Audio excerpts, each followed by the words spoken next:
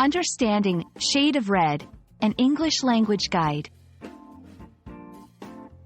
Hello everyone, welcome to our English language learning series.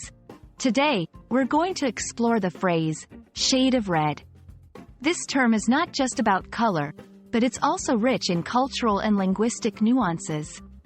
Let's dive into the world of colors and understand what exactly a shade of red means in English.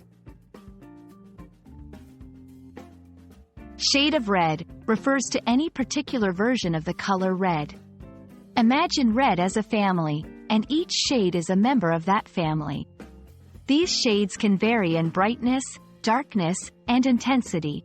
For example, crimson, scarlet, and maroon are all different shades of red.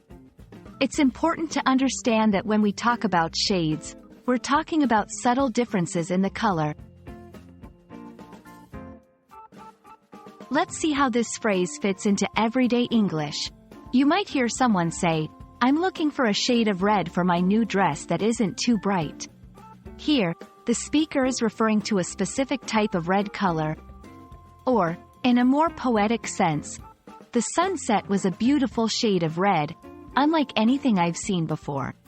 Here, the phrase is used to describe a unique appearance of the color in nature. Red is a color that carries different meanings in various cultures.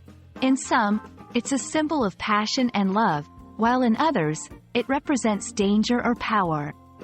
When we talk about a shade of red, we're also tapping into these cultural meanings. For instance, a deep, dark red might be associated with elegance and mystery.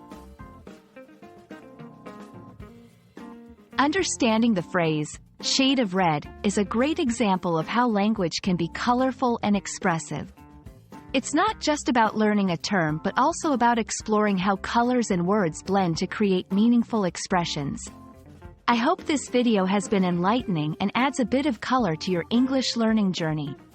See you in the next video.